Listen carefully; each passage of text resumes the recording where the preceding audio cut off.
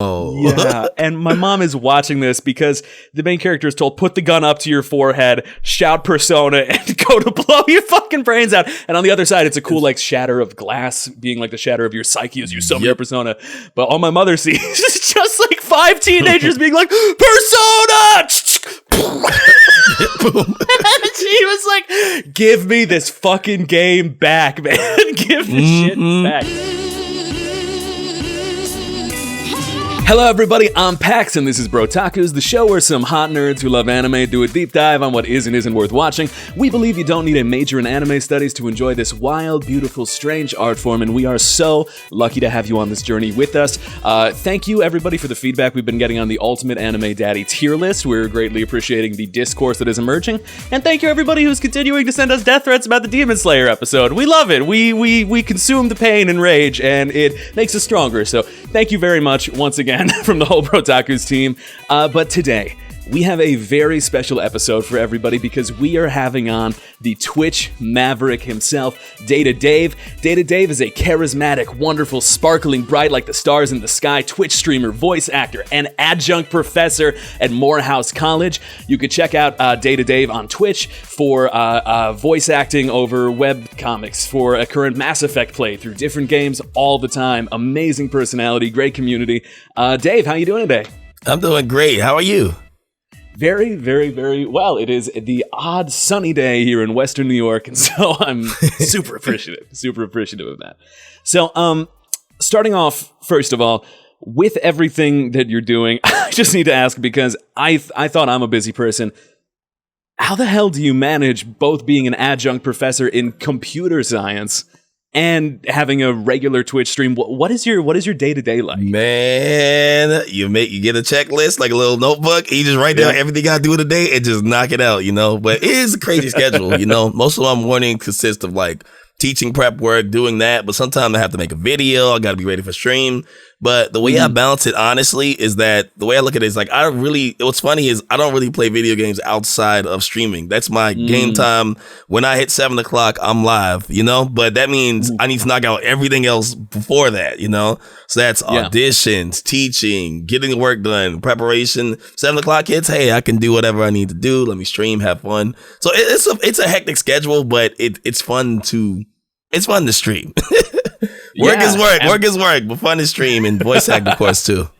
Yeah, absolutely. And I know that you were pursuing the PhD in comp sci, and then Twitch blew up, and then you settled for a master's in computer science, which is an insanely difficult degree on its face. And so I'm wondering, having gained the knowledge of that master's in comp sci and being a Twitch streamer, do you find that there's any way that that degree changes the way that you like approach or interact with games, kind of getting a more in-depth look at coding?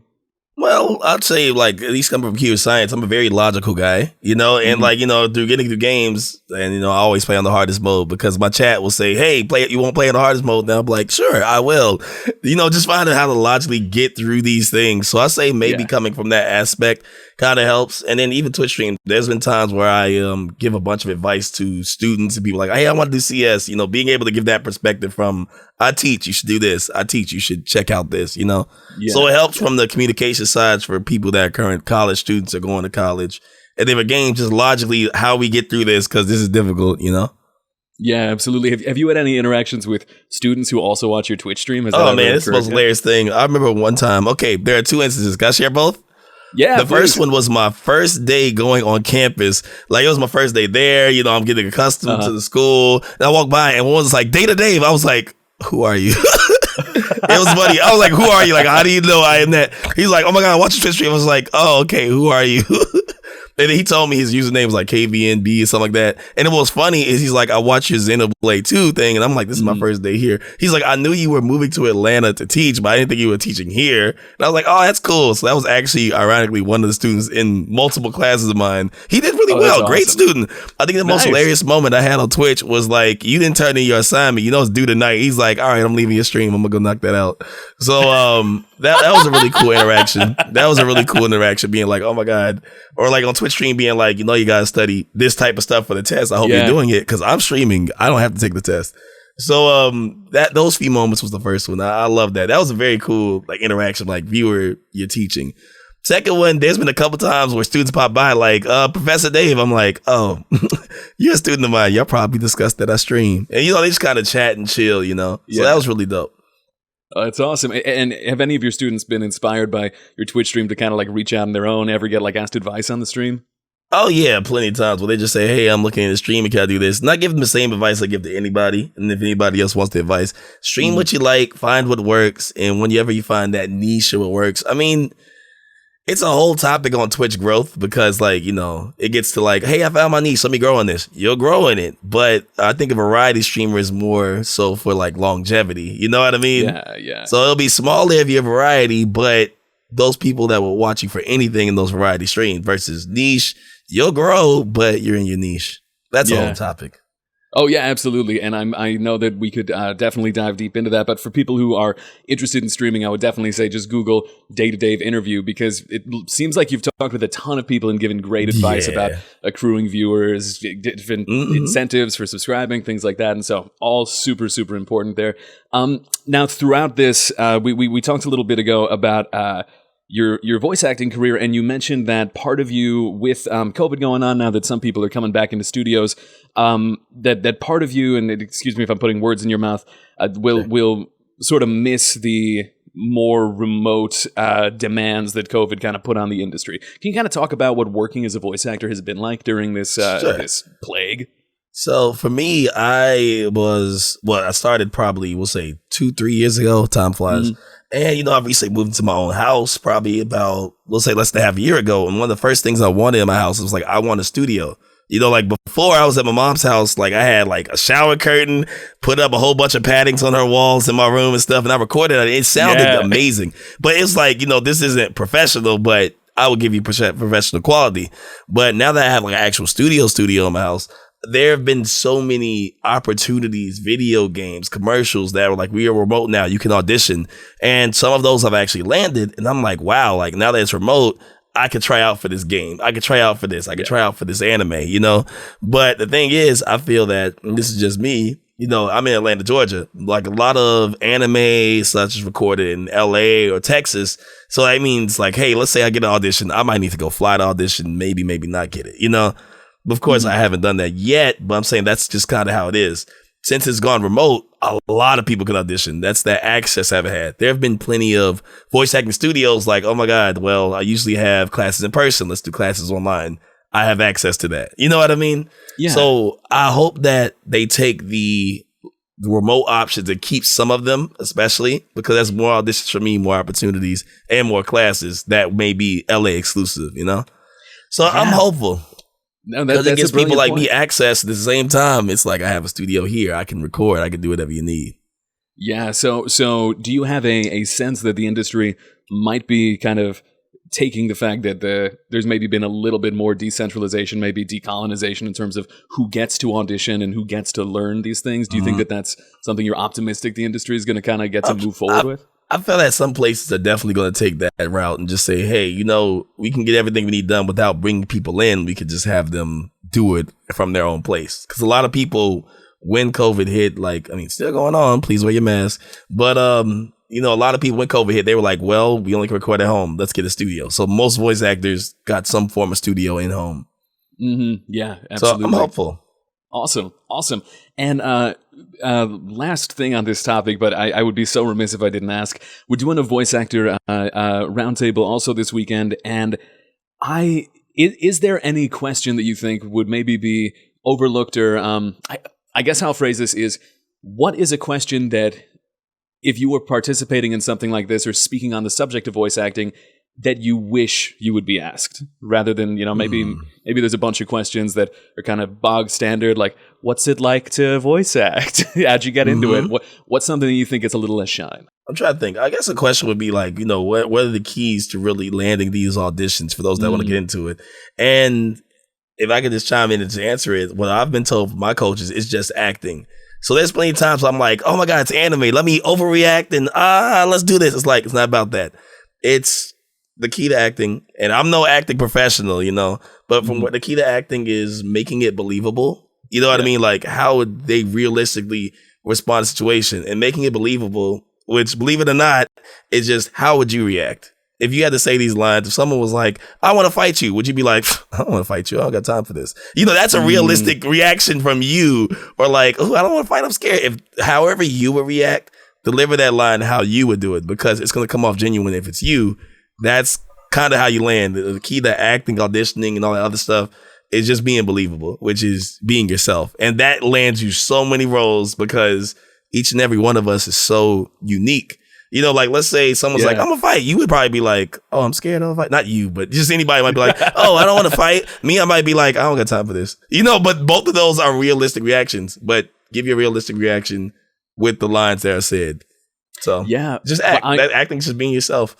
Man, I am so damn happy that is what you brought there, because that was completely something that I hadn't even considered and that I don't hear touched on. And it's funny that you mentioned that, because of our main Brotakus panel, every one of us are of the people that are usually hosts and co-hosts of this program, working actors. Like, we were people where we went to school for acting. That's cool. Yeah. But for me, it's mostly like theater and film and things like that.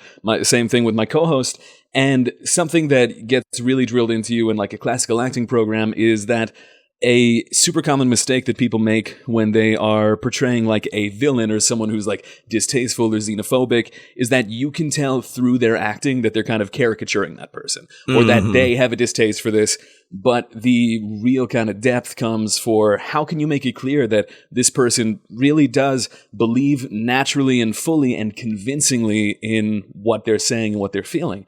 And I guess I never put two and two together that in voice acting, I think a lot of times people have the sense that, oh, this needs to be heightened, this needs to kind of be the extreme response, as is often the case when it comes to like matching up with lip flaps and trying to match the energy of the original recording. But I guess that maybe that is the secret sauce of making it so like, yeah, great, you have a lot of unnatural constraints on you. You got to match this. You got to kind of, do these things that are giving you these limits. But the thing that's going to elevate you to the next level is bringing that belief in naturalness to it. Is that fair to say? Yeah, exactly. And hell yeah. And of course, if you're playing the villain, I try my best. But even within those villains and things of nature, just, how would you react if you really believe these beliefs? Just like how you mentioned it, like just believe you're that, and just how you going to do it. They'll adjust it if they need it after you land the role. 100%. Last thing I needed to throw out here before we kind of get into some of the game and the main topic today is you're playing Mass Effect right now. Yeah. And you killed Rex. Chat wouldn't let me go back. I was like, oh my God, I was like, he's going to shoot me. Let me be nice. And I try to be nice. And Ashley killed him. I'm like, we spent like 10 minutes in chat. Like, can we reset? No. I'm like, I think it's good. I think it's good that you didn't move on. But the thing that I wanted to hit on is, I think for me, in terms of like coming to terms with my own, I guess, sexuality and existence as a teenager playing Mass Effect for the first time, there's so many fucking hot people in Mass Effect. And so I wanted to know who is the husbando, who is the waifu, who's your day one in Mass Effect? All right, so Jack, we recently just met Jack in Mass Effect 2. I'm just like, waifu, yes. I'm like, I want to bring her every time just for her commentary, because she's funny. She'll be like, man, screw this. Man, I'm like, thank you for bringing this hilarious moment into the game. So Jack, husbando Jacob, listen, Jacob showed up on screen. All the chat was just like, so that's my man. I'm just like, sorry, chat. I'm playing the game. Y'all not here. It's me. So those are my favorites. Absolutely. For me, Jack was my first playthrough. And at first, I think it was before I kind of like did a hardcore accounting of my own sexuality and existence. And so when I was as like a young when I was a young warthog playing Mass Effect, Jack was the person I carried through all three games. And I heard everyone being like, oh, I banged Daddy Garrus. Daddy Garrus is, the man. I didn't get it. And then when I played through again when I was 21, I was like, oh, I get it, man. This lizard's hot as fuck. I'm a fuck lizard. I can understand. Understand. Oh, God. So we are going to be talking about the Persona series of games today. But before that, when we have a new guest on, we like to whip up a game for them, something to kind of set the mood. And to start off, I need to ask you, are you familiar with what a Isekai anime is? Oh, man, that's what I watch the most of. Yes. Hell yeah. Okay. And so for our listeners who don't know, Isekai is kind of another world genre, starting with things like dot hack and then moving on to recent examples like Sword Art Online. It's either your body is unconscious in the current world and you are brought to another in a game, or more commonly now, you're killed by Truck-kun screaming down the highway and you're hit and then you're reborn in another world. Are you familiar with Chuck Tingle? Not familiar with Chuck Tingle. Hell yeah. So Chuck Tingle is a famous, no one can tell if he's trolling or not, famous American romance novel author. Someone whose books are renowned for having the most insane titles in existence. And so for our game today, DataDave, we have cooked up, is this a Chuck Tingle novel or an Isekai anime? Let's try it. Are you down to play? Let's play. Okay. Round one, Dave. The two titles we have here, Do You Love Your Mom and Her Two-Hit Multi-Targeted Attacks, and Pounded in the Butt by a Poorly Rendered Computer-Generated Blue Genie. Which is Chuck Tingle and which is anime? Well, I love the anime Do You Love Your Mom and Her Two-Hit Multi-Targeted Attack. I watched that and it's hilarious. Please watch it. So that's anime, and then Chuck's is the Pounded. Oh, that is Chuck Tingle? Yeah. I watched it. It's funny. You got it. Blue Genie is Chuck Tingle. Your Mom and Her Two-Hit Multi-Targeted Attacks is anime, and we have the cover art here. So can you kind of describe what we're seeing by the Blue Genie cover art here? Well, it's a dinosaur genie with a man with abs, and they're working together. I don't know what's gonna happen there, but yeah, you're right. He does have interesting titles. I'm just like, oh, okay. I'm already having a sense that you're probably going to get every damn one of these, Dave, and I don't care. See. We're going to keep going. Okay, round two. My husband and I find our unicorn, and she's a Bigfoot. Also, my husband is a dinosaur, and reborn as a sexy vending machine. Now I wander the dungeon. Which one? Anime gotta be reborn as a sexy vending machine, because now I want to Google it. Possibly. Now I wander the dungeon, and then maybe Chuck's is my husband and I find a unicorn.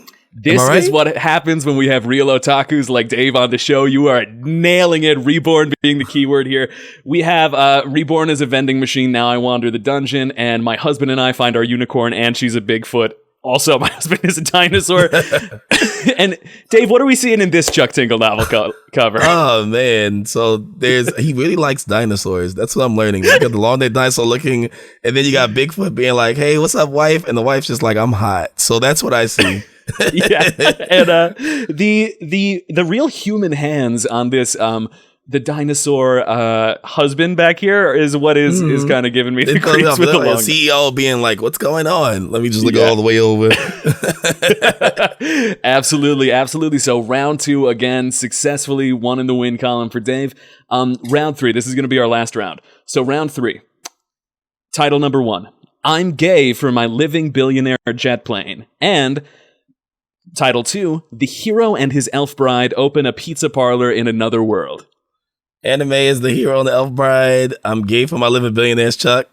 Now I want to see this anime. The Hero and the Elf Bride Open a Pizza Parlor in Another World. Yes. Yeah, I'm so about that. So once again, you have successfully 3 for 3 won this game. Hero and the Elf Bride Open a Pizza Parlor in Another World, anime. And what are we seeing in the cover of I'm gay for I just don't know what to expect from Chuck Tingle. I'm just like, man, what? He'd be like, it feels delicious. This is my jet plane. I'm like, sir, that's a plane. Sir, that's a plane. Leave it alone. Leave it alone. He's like, I just want to refill it. I'm just like, no, leave it alone. Yeah. The Why abs does the plane have a... Yes, the abs on the plane and the face is like, no, that's not there. It's your imagination. Yeah. It's like, stop. So, absolutely. So, that said, 3 for 3, Dave. You have won this round of Is This Chuck Tingle or an Isekai? Congratulations. Thank you very much. Chuck Tingle. Oh my gosh. He's an author? He just writes books? He does. So these are all real books. They're not troll books. Well, I mean, that's kind of like, who's to say? He's been nominated for a Hugo Award twice. Wow. I'm gay for a jet plane. Oh my gosh. Dave, today we have had some listener requests to talk about the anime for Persona 5, the Persona 5 animation by Studio A1. And after having watched the Persona 4 animation, we kind of came to the conclusion that we needed to have on the docket at some point not talking about the anime, but talking about the games, which are probably, I think, the closest you can get to anime the game. So today, we are doing our deep dive into the legendary Shin Megami Tensei Persona series. So, Dave, starting off right off the bat, what was your first experience with Persona? My first experience with Persona was Persona 3. I was just looking for like an RPG to play online, and I was like, I'll check this out. This is cool. And I love that game. Persona 3 is my favorite, hands down. Absolutely. Did you do Persona 3 or Persona 3 FES? I did Persona Original 3. Emulated, whatever that may be. Hell yeah. I'm so dying for a Persona 3 remake at some point. Same, that would be beautiful. Yeah, absolutely. So, to give a kind of brief overview of the Persona series, what would you say are kind of the hallmarks of the games? Like, what is the Persona series generally about? So, generally, Persona is about, like, you start off as this protagonist with, I guess, OD powers of controlling multiple personas. But what really, really sells the game for me is the storytelling, because, like, as you get more party members, you deep dive into this party man's life. Like, all right, your first party member, what's going on in their life? How can we solve it? It's usually a dark topic or dark theme, and through the power of personas, you end up not solving it, but dealing with it, Yeah. And then you deal to the next person. So each person has this distinct story that you're helping go through. And as you help them, they join you to ultimately stop whatever's going on without giving too much away.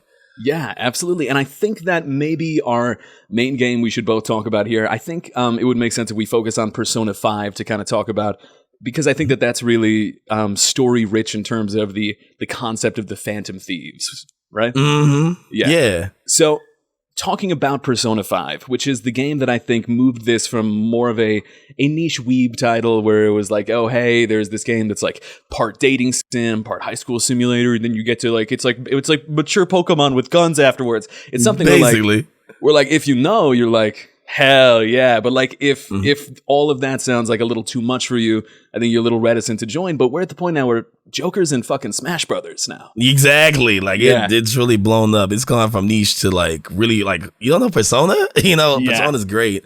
Yeah. Persona 5 really hit like everything from music, style. Like, it's so stylish and pretty. The characters are interesting. Voice acting's phenomenal.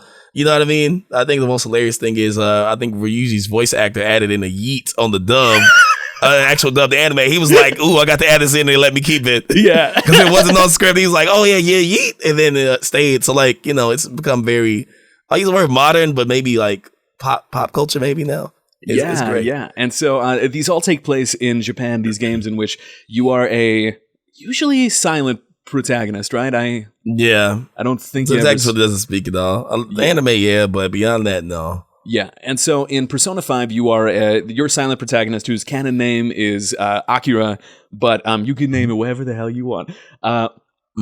He intervenes during a street side like sexual assault and stops it from happening. And the person who was doing it was a very powerful man who just pulls all of the levers of capital and control and yeets his ass to the big city, which is kind of an inverse of what happened in Persona 4. And so you move in with, I think it's like a friend of a family in his cafe, and the main mechanic of the game is the palaces and the little app that comes in on your phone. Could you give our listeners some kind of context as to like what that main story driver is? The main story driver is with this app in your phone, of course, you go into different people's palaces, corrupt people's, and you steal their hearts. I'm sure a lot of you all heard about stealing their heart. And when you steal their heart, they feel guilty about everything they've done. They confess it, they explain it, or whatever. But without your interaction, they would have continued to be corrupt, Yeah. But they did some dark things in that series, but stealing their heart will make them atone for it. Absolutely, and it's not corrupt in the sense where it's like they're being possessed by a demon per se, but this is one of the first games that I think for me has really dived into the concept of just people who are naturally cruel, and people who, whether it's the gym teacher who's using his position as a coach to extract sexual favors from his students, or whether it's the artist who's stealing the artwork of other people, or a kind of person who controls a huge company, people who day to day live these lives that are kind of twisted by the cruelties and capital and desire to control others. And the concept of stealing your heart as you go into these palaces, which are the manifestations of their kind of narcissistic, like, evil and power. Mm-hmm. I don't know, I get emotional thinking about it, because the idea is that after you and the phantom thieves that get this app on your phone and are traveling into this other world steal the heart, that the people don't die. They are not, it doesn't change what happened, but they repent and apologize, right? Yep. And all of this is to say that I think that why Persona, because Persona 4 is one where the palaces in that game, they are a reflection of the individuals like in your party. You're going and kind of exploring more of like like the history of the individuals who you're connected with and resolving their kind of like childhood trauma or issues regarding their sexuality, appearance, self-hatred, self-harm. But in this, I think that, I don't know, as relatively young people, this is something where I haven't really seen a game explore the kind of existential feeling of, I'm young, I'm in a world where the average millennial does not have a positive net worth until the age of 31, at which point you go from like negative $1,000 of student debt to maybe $0, $1. Right. Yeah. And every system is up against us, no healthcare, no support and college and just crushing debt and pain, and no sense that things are changing politically. And this kind of explores the ultimate power fantasy that never really gets considered of like, what if these evil people who control the levers of just reality through the power they have, what if they just change their damn minds, Right. And so I guess what are kind of some of the emotions that Persona 5 extracts from you, or what you think like the bigger themes of this thing are? Because it gets deep as hell. It really does. Oh man, the way you explained that was phenomenal. By the way, I'm just like, now that you mention it. Thank you, boss. But nah, that's real. That's real. It's just like, when you look at it that way, Persona 5 really is that. Like, what if we could stop systems, or actually had the power to stop the corrupt stuff that happens? There's plenty of that. In politics, in every day-to-day life. And shoot, I don't know, even if someone's in an apartment, I'm sure everybody complains about their manager or apartment landlord. But it's like, what if we could actually be like, hey, stop being a messed up person. Be nice. Yeah. Say sorry. And just repent. Or if you're doing something shady that I'm sure any of us may see in some businesses or wherever, like, just stop. So I guess it gives that type of millennial feel where it's like, hey, repent, say sorry, confess, because we're good people.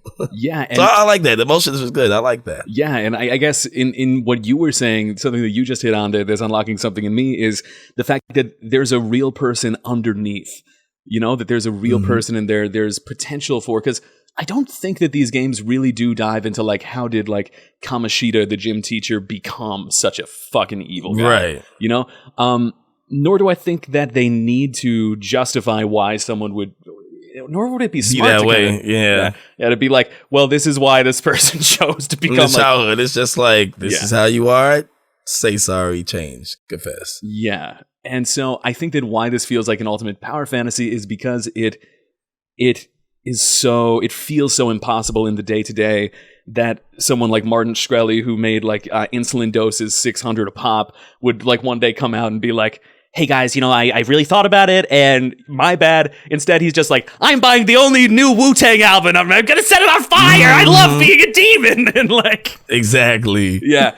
But so meanwhile, as we're dealing with these big, awesome forces, every goddamn Persona game comes with a cast of other teenagers, of people you meet on the street, working class people who are just trying to get by. Every Persona game, you like wind up meeting a politician or someone who's participating in like a national sport or chess or things like that. What are some of these standout characters for you? These side characters that so make these games rich. Oh, well, some of my favorites, at least for 5 or in general. In general, man. Honestly, I just like the best friend character. I find that consistent in every game. The best friend character that you learn more about their backstory. Why are they so loyal? Like, Ryuji, I love Ryuji. He's hilarious to me. He's the closest thing to a himbo where he's like, yo, I'm super tough. And da-da-da. It's like, bro, you didn't think this out. Just like, it's like, calm down. Let's think. Let's talk it out. But I love Ryuji. My favorite for Persona 5 would be Makoto though. Like I got like the fact that she fights with her fist, the look, she's very uppity. I'm like, you give me Tifa vibes, and I love Tifa from Final Fantasy 7. So I'm like, yo, those two. hands down, personality, and they ironically conflict personality wise. Yeah, so I don't know, you have very rich and diverse characters in Persona, and I love it. Yeah, how do you think that the game does in terms of balancing what basically feels like there's both like pop quizzes and a life simulator where you have a job. It's like the Sims plus a dating simulator plus a mature Pokemon game, and also there's guns. Like, do you find that this world like sells its kind of creative mishmash that it makes? It makes it work, honestly. It makes it work. It is like a lot because sometimes you gotta pick, like, do I go to the job today? Do I build my friendship up? Do I get more money? Like, I like that you have so many options, because what you do on day 5 is completely different than what I'm gonna do day 5. Or who I talk to, or because you might be like, well, my friendship with them was like 10, but I was like, well, that was like 2 for me. So it's just funny that you can just take your own way and decide how you want to play, what skills you want to level up. Because realistically, through the first playthrough, you can't do everything. Yeah. I'm sure there's a guide that may get you close, but you can't. But that's what makes it interesting, because it's like how you play will be different than how I play, and we'll reap benefits based on whichever way we go. So that's what makes it fun. It's like there's a method to the madness. You can find a way to make it work. And you just hit on the all important social link system, the tarot cards. Can you explain to the listeners like what the hell the tarot, social link, sim, progressing relationships, how that affects combat in the entire game? Indeed. So with every persona that you get, there are different tarot cards. Like there's death, there's I forgot the other one, like faith or hope or whatever. But like there's different. Each persona is under the, I believe, 12-ish. They added more DLC categories to tarot cards, and as you fuse personas, you make different cards. Like one persona, another persona might make a death persona. But if your friendship with the individual of the death card or the fool card or whatever, if your friendship is higher with them, they get more experience and you get more access to other personas with different abilities based on your friendship with that individual. But to get your friendship up with them, you have to spend time with them, get to know them through the whole, which option do you choose to make them feel better, get more friendship.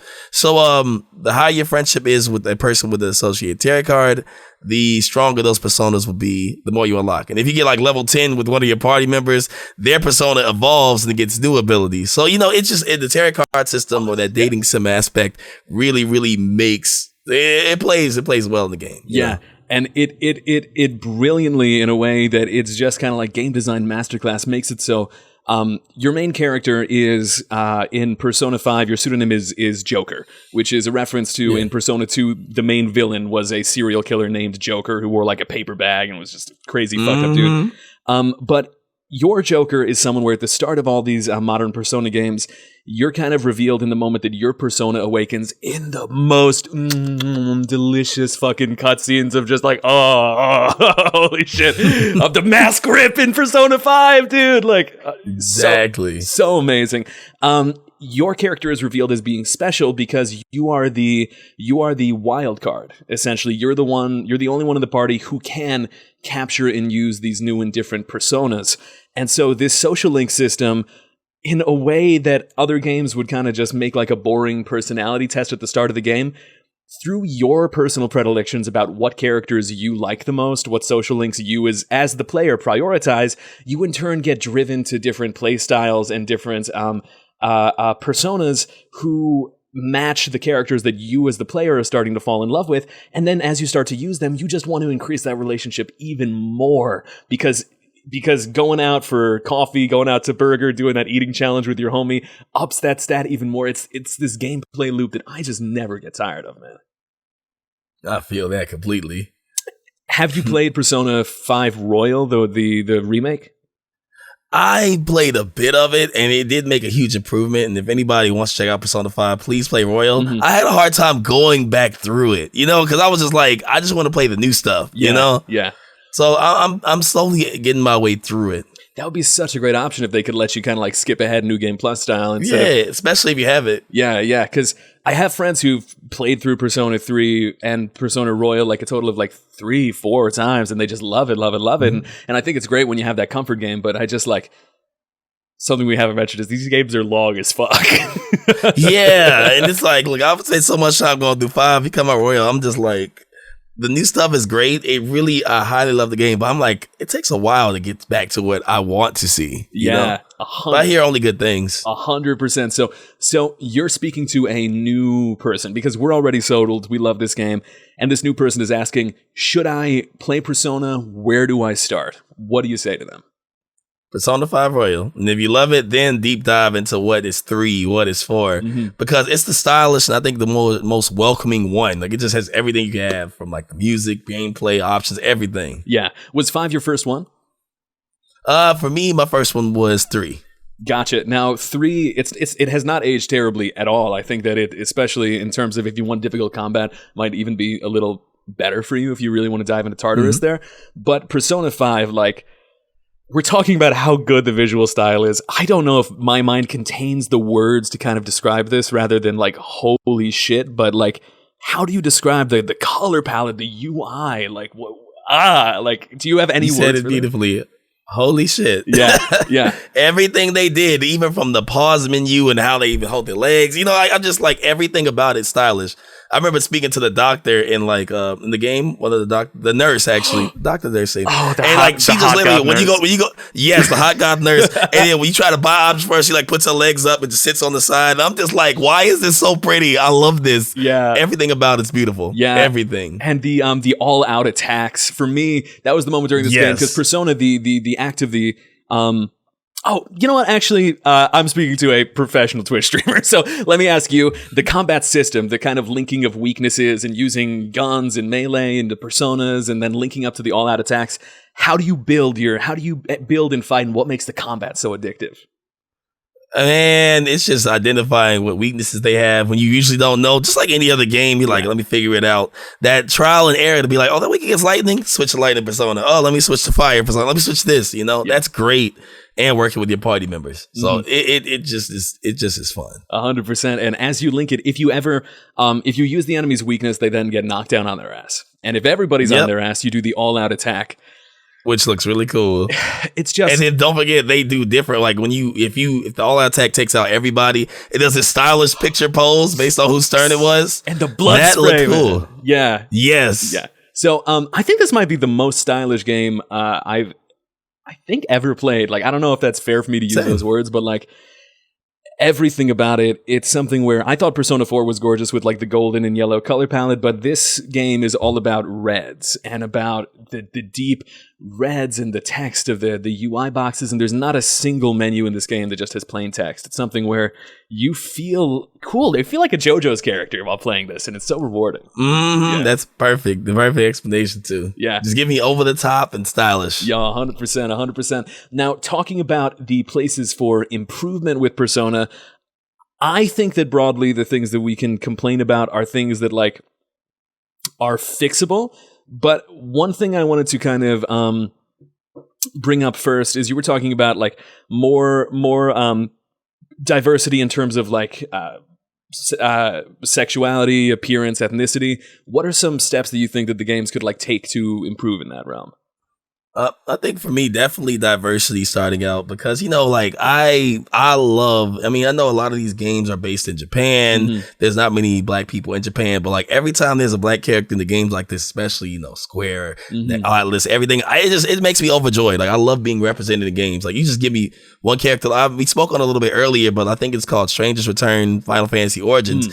And like we had 2 characters, then there was a black character. I'm gonna tell you the way that I was like, oh my God, there's somebody black that could be a party member. I hope they play. Like just that reaction out of me was like, even if you just add one, I love it.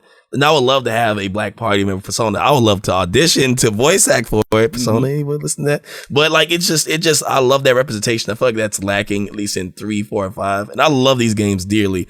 But it would just be really cool to be like, oh, we got a black character. That's cool. And then sexuality, even though they did dive into that in 4, kind of, it would be cool if you had that option, you know, as games let you now modern day, like you can date the guy too if you're playing a guy character or, you know, vice versa, etc.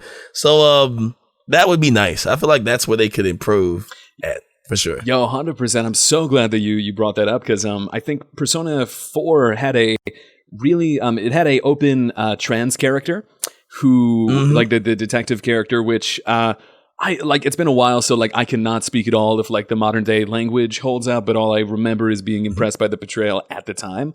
And then something where at first, who was the gay party member with the gray hair? I forgot his name, but I think he had blind, and like he had to go through his whole arc where he was a super tough guy bully, but he was gay. You know, and I'm just like, that was nice. They delved into it because I didn't expect them to delve into it. It seems like in most areas they try to stray away from that, but I'm glad they did that, and I hope they do more of that in Persona 6. Yeah, 100%. Do you think that the bathhouse dungeon was like? I'm still on the fence about like whether that was like problematic or actually like really brilliant. It's like you did it a little bit much to try to portray like, oh, they're gay, bathhouse. It's just like, you tried, I'll let it pass. Yeah. It could have been better done. Like it's not just gay. It's not just bathhouses, but you tried. You attempted. Yeah, you didn't bring it in 5. Yo, great point. Because like kanji is like it's rare that a game kind of like will let the mask character be the kind of like queer one, and so Kanji's whole dungeon in the bathhouse is one that explores his own conflict with his sexuality, the kind of internalized homophobia that's been bred into him. But his shadow that you fight in the dungeon comes out to you with like he's only wearing like a bathrobe around his waist and a heart on, and the way he speaks is just like, "Hello there, little sugar plums. Welcome to the bathhouse of gay." Exactly. Yeah, and it's like I guess it does kind of require doing a hate crime of beating the shit out of a gay person in a bathhouse to then resolve that character story. But it's also like that's his conception of like what he's worried he's going to appear like. He'll be so a method to the madness. It's like I'm glad you didn't release this in 2021. Yeah, 100%. And yet Persona 5 and Persona 5 Royal, I think they took a step back in terms of queer representation because I don't think there's anyone in the party who does that. Really. And who they try to allude to it with I guess Ryuji a bit, the best friend. Like we were super close, but it's like it's still platonic. Yeah, and Ryuji. Oh my god! So I think the only thing in Persona 5 that I look at and say that was a firm mistake is the two gay men who kind of like approach and abduct Ryuji in the streets. Do you remember that? Yeah. Mm-hmm. And it sucks for me so much because Persona 4, like, I felt like it was revolutionary in terms of like really exploring as human beings, like queerness, and then the only representation you get in Persona 5 are these like two pseudo trans-coded but mostly like queer predatory old men who abduct Ryuji off the street and who just play hardcore into that Rocky Horror kind of like queer as predatory trope, and it's just ugly. Right. Yeah.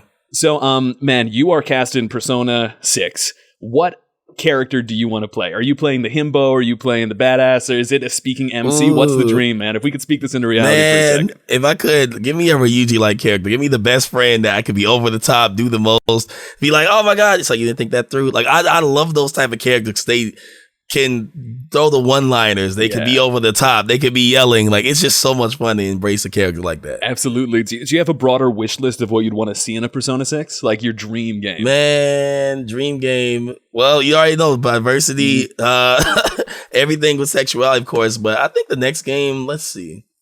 I wish they would go to college. You know, like a lot of these games are in high school, but I feel like once you open up college, it broadens the spectrum, because like in their high schools, like, oh, let's go study this and we'll do that. I feel like once you're in college, it brings up more things you can do. Like y'all can go out and actually drink.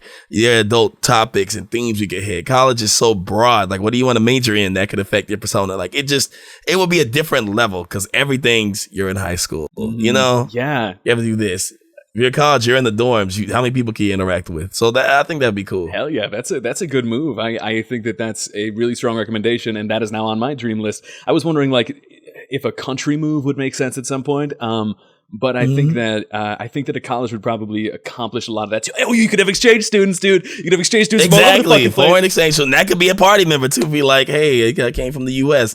That's a new character. You know, yeah. That'd be cool. And I actually trust Persona as a series with its maturity to not make the character who comes from the U.S. named Johnny Hamburger, who like is just like, hey guys, May Goose to Japan, big fan, big weeabo here. Basically, like, yeah.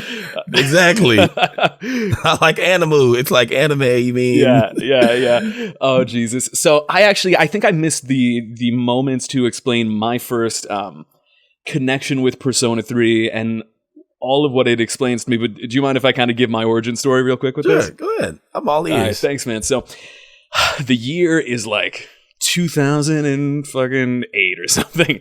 My mother, great, kind, wonderful woman, she was not down with me playing M games before I turned, I think 16 or 18 was what we agreed. Like I had homies where I would go over and play Halo 3, or we would play Call of Duty Modern Warfare.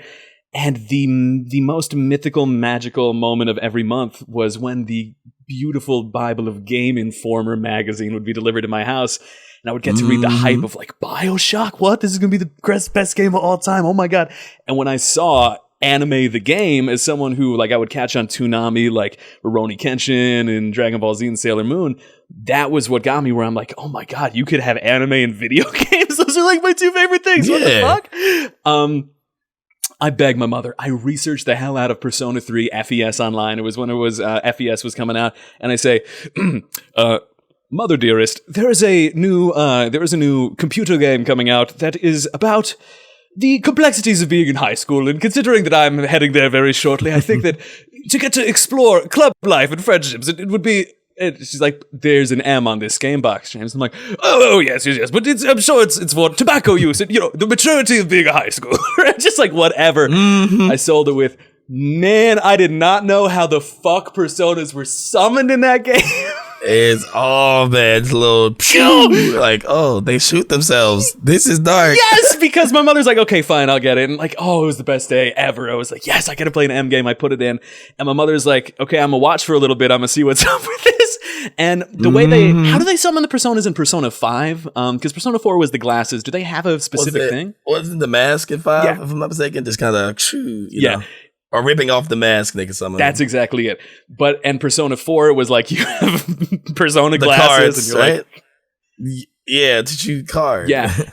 But Persona 3, you're given a gun because you've unlocked your persona, and you're given a gun called the Evoker, where your main character is told by the person who knows all about personas. Yeah. And they have to shoot themselves. Like, I think the first character... That first party member, the girl, was the one that had the most sense, being like, I gotta shoot myself. I'm going to die. I'm not gonna shoot this. Everybody was like, no, just go do it. Just shoot yourself. I'm like, oh my God, this is dark. Yeah, man. She's the only one that was just kind of like, no. Yeah. And my mom is watching this because the main character is told, put the gun up to your forehead, shout persona, and go to blow your fucking brains out. And on the other side, it's a cool, like, shatter of glass, being like the shatter of your psyche as you summon your persona. But all my mother sees is just like 5 teenagers being like, persona! And she was like, give me this fucking game back, man. Give this shit back. She let me have it eventually after I was like, they're taking poetic license, Mom, please. Like, so, oh, man. Yeah, so these games could be really stylish, but they could be very edgy as well. So be aware. So I think we've done a great job kind of capping off all the kind of important major things about Persona. A game that I think I would recommend to basically anybody of age, and I just think it's absolutely gorgeous. But like a good place to end this, I think, would be, is there a moment that you could remember falling in love with this game or a particular character where that like embodied everything? Where it's like, this is the shit. Well, say for Persona 3, it seems like a complaint, but it's actually joy. In Persona 3, the first one, you couldn't actually control the party members. You only control yourself. Yes. And I don't play games on the hardest mode. So like, it sounds silly, but like whenever my party members is like, oh my God, we're about to lose the boss, please attack, do something good. And they do it. It's like, okay, we made it through, you know, but there have been plenty of moments playing Persona Original 3 where you couldn't control them. And it's like, all right, just attack them. We'll win this match. They use a potion on themselves. We all get wiped. It's like, just use sense, computer. So that's actually why in every Persona I play now, I let the party member do their own thing. Oh, really? You know what I mean? I try not to I just let them go on freestyle because it's like, you know, like I'm just hoping they do well. If not, I have to work it out. I gotta heal. I gotta get the weaknesses. So it makes it really fun when your party member does something great. Yeah, absolutely. And was there a particular story moment that, like, even now you think about sometimes? I think. I gotta think about. Yeah, you could take a second, man. We can cut out the dead air. It's all good. Not off the top of my head. I just feel like from Persona 3, like, it was really cool to me that I forgot his name. I think it was Junpei, the best friend that's always trying to do things. It was cool to see him come to realization to be like, I'm jealous of you. You know what I mean? Just change as a person. He was jealous of the main character, so that's why he tried to buddy up. And I'm sure some people do that in life. But once he got to realization to be like, this is how I felt. It's like I didn't even see it at first. It did get more apparent as you went on, and then he confessed that he finally found the girl. Sad story there. We ain't talking about that, but it just was really cool to just see these characters change and how they do it. But for me, it was cool to see him like, oh, you were jealous, that's why you hung around that. It just I like story elements I didn't see, and then you can go back and be like, now I see it in every interaction, which makes the story interesting to me. Like, that was really well written. They really had a well done character. Yo, 100%. I'm so happy you brought up Junpei because I think he's my favorite himbo of like the I guess each game has one at least, right? Always. Yeah, for me, I think that there was just something about the Futaba story in Persona 5 where it just felt so different because you find out that the daughter of the gentleman whose cafe that you're staying with, who becomes a surrogate father figure to you, he is like sneaking meals off at night to kind of a mysterious room in your house, and you'd be totally within your rights to think like, is this fucking dude? Did this dude abduct someone? Has he got someone tied to a radiator? Right. But it's really that he has a traumatized daughter who is a superstar hacker archetype, but is also just a legitimately, believably mentally ill and fucking depressed and dealing with some things that don't at all seem like fetishized. And the way that her palace manifests is you're rescuing her from like a pyramid that she's entombed herself in. And there's just something about that where I think, especially with COVID and the isolation that she forced on herself and getting to kind of like really letting her at her own pace determine her interactions and behaving kindly, we're like, I just think about that, like once a month minimum of just Futaba's story. Really pretty shit. So overall, we are heartily recommending the Persona series. Have you seen any of the Persona anime adaptations that came out? I've seen a little bit of it. I did stop watching. Yeah, it was like yeah. Please play the game. Yeah, absolutely. And Persona's just a series where we could very easily make like probably like 30 podcast episodes talking about one episode, dealing with one aspect of each, just because the music, the blend of like acid jazz and Nunjambe's style, like lo-fi hip hop and rap and singing, it's just like unbelievable. The soundtrack, every game, the visual styles, but I think it's best when you experience it for yourself. I really do. And so, that said, firm recommend for Persona. Start out with Persona 5 Royal. Please, please, please give it a chance. Even if it's not your cup of tea, even if you normally like keeping your anime consumption to Crunchyroll, get that fucking disc and put it in your PS5 or PS4. Sorry, we're not rich here. Put it in your PS4 right now or your PC. It's available now. But that said, any last things you wanted to throw out there, Dave, before we wrap up for today? Please play the game. Please play the game. That's really all I got. Yeah, please play the game. And that said, Dave, thank you so much for coming on today. Been such an honor to have you on. Thank you for bringing your brilliance and insights. And where can our audience find you? You can find me at twitch.tv/DataDave. That's DataDave. And, come catch me day to day with DataDave. Hell yeah. And are you looking for any more slots in the university class, or you fill up for now? Oh, we full for now. Listen, let's do it. Let's work. I teach a lot. Yeah. I'm the grader too. That's why I'm just like, y'all can do that. But if you need a voice actor, please, datadave.tv. That's my website. It's got my character reel. If y'all want to be like, what does he actually sound like in his best voices? Go listen to it. I have a character reel, previous work, and I link all the series that I'm a part of. Absolutely. Also follow DataDave on Twitter, all those social medias. But that said, man, thank you for coming on today. Thanks for being so generous with your time. We really appreciate it. Glad to be here. Thank you for the chance. Absolutely. And so with that said, thank you all so much for listening. If you liked what you heard today, please give us a 5-star rating on your favorite podcasting app or leave us a review. It really does make a difference. Every review counts. Again, we have full video episodes coming up. If you want to see those Chuck Tingle book covers with the airplane going into the fucking bussy of the Bigfoot and all of that shit, check us out on YouTube. We'll have the visuals there. And with that said, thank you all so much for listening. Really appreciate it. I'm Pax.